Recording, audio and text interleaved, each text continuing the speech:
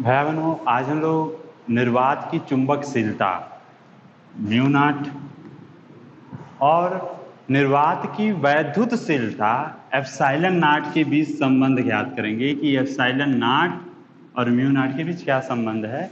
तो ध्यान देंगे, हम लोग जानते हैं जैसा कि म्यू नॉट अपान 4 पाई, इसका मान 10⁻⁻7 होता है और इसका जो मात्रक है वह न्यूटन प्रति एम्पियर स्क्वायर है। न्यूटन प्रति एम्पियर स्क्वायर, ठीक है। और हम लोग ये जानते हैं कि ये जो एप्सिलॉन नॉट है ये कहाँ मिलता है, तो 1/4 पाई एप्सिलॉन नॉट का मान हम जानते हैं। 1/4 पाई एप्सिलॉन नॉट बराबर 9 × 10⁻9 होता है आंकिक मान, और जो इसका मात्रक है वह न्यूटन मीटर स्क्वायर प्रति कूलम स्क्वायर होता है। न्यूटन मीटर स्क्वायर प्रति कूलम स्क्वायर, ठीक है। तो अब हम क्या करेंगे कि हमको एप्सिलॉन नॉट और उसमें म्यू नॉट में संबंध चाहिए, तो समीकरण 1 में समीकरण 2 से हम लोग भाग दे रहे हैं। समीकरण 1 में समीकरण 2 से, तो देखिए म्यू नॉट अपान 4 पाई बटा 1/4 पाई एप्सिलॉन नॉट के बराबर क्या हो जाएगा, 10⁻⁻7 और 9 × 10⁻9 हो जाएगा। तो इनको व्यवस्थित कर लें, तो म्यू नॉट गुणे, देखिए ये बटे के बटे में है तो ऊपर जाएगा, तो 4 पाई एप्सिलॉन नॉट ऊपर हो जाएगा और 4 पाई नीचे, तो 4 पाई से 4 पाई कट जाएगा।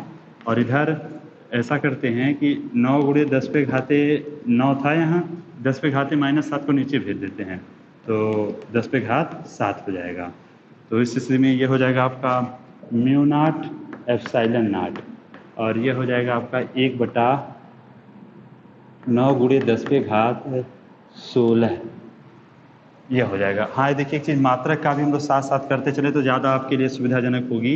ये जो था ये क्या था, न्यूटन प्रति एम्पियर स्क्वायर, और ये क्या था, न्यूटन मीटर स्क्वायर प्रति कूलम स्क्वायर।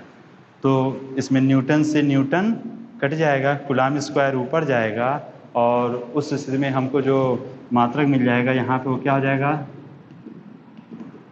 कूलम स्क्वायर बटा मीटर स्क्वायर एम्पियर स्क्वायर, ठीक है। और हम लोग ये जानते हैं कि 1 कूलम बराबर 1 एम्पियर सेकेंड होता है। 1 कूलम बराबर एम्पियर सेकेंड कैसे, तो आप जानते हैं कि धारा I बराबर Q/T होता है, तो Q बराबर IT, Q का मात्रक कूलम, I का मात्रक एम्पियर, T का मात्रक सेकेंड, तो 1 कूलम बराबर 1 एम्पियर सेकेंड। तो कूलम की जगह पर हम लोग एम्पियर सेकेंड लिख सकते हैं, ठीक है। तो कूलम की जगह पे एम्पियर सेकेंड लिखेंगे, तो ampere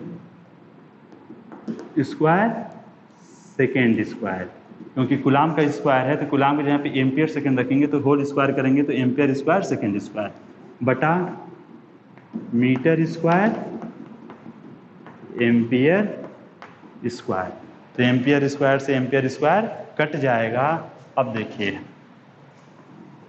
mu naught epsilon not बराबर 1/9 × 10⁻, यहाँ पे 16 है, ठीक है। और ये जो आपका है ऊपर सेकेंड स्क्वायर बटा मीटर स्क्वायर, ठीक है।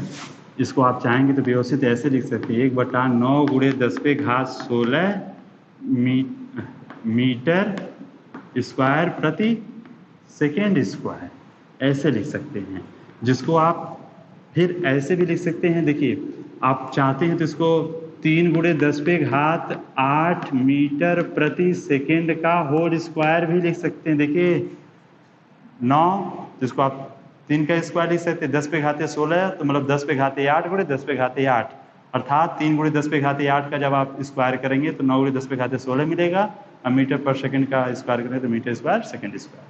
तो म्यू नॉट एप्सिलॉन नॉट बराबर यह आपको प्राप्त हो रहा है। और यह चीज़ आपको ध्यान देंगे कि 3×10⁸ मीटर पर सेकंड किसका मान होता है? प्रकाश की चाल का। तो इसके यहाँ पर आप लिख सकते हैं 1/c और स्क्वायर है तो c स्क्वायर। तो म्यू नॉट एप्सिलॉन नॉट बराबर 1/c स्क्वायर, यानी c स्क्वायर बराबर 1/म्यू नॉट एप्सिलॉन नॉट। तो c बराबर क्या होगा? तो 1/√म्यू नॉट एप्सिलॉन नॉट। ये चीज़ें आपको प्राप्त हो जाएंगी। ठीक है, तो अगर आप इसको ध्यान देंगे, आपने देखा कि म्यू नॉट एप्सिलॉन नॉट का जो मान आया था वह 1/c स्क्वायर। देखिए ये c का ही मान है ना, देखिए मात्रक भी वही चीज़ आपको प्राप्त हुआ है। तो आप देखेंगे कि जो c की विमा होगी, c की विमा मतलब प्रकाश की चाल की जो विमा होगी वह √μ0 एप्सिलॉन नॉट की विमा के बराबर होगी, या अगर आप इसका विमा निकालते हैं तो c की विमा के बराबर आ जाएगी। आप इसको विमा के रूप में भी कर सकते हैं, निकाल लीजिए, म्यू नॉट की विमा निकालिएगा, एप्सिलॉन नॉट की विमा निकालिएगा √ में, तो देखेंगे कि वह आपको वेग की ही विमा प्राप्त होनी है। तो इस तरह से आज हम लोगों ने निर्वात की चुंबक स्थिरता और निर्वात की वैद्युत स्थिरता के बीच में संबंध प्राप्त किए। इससे आप लोग अपनी कॉपी में लिख लेंगे, और यदि कहीं प्रॉब्लम है तो उसे बताइएगा, उसका समाधान किया जाएगा।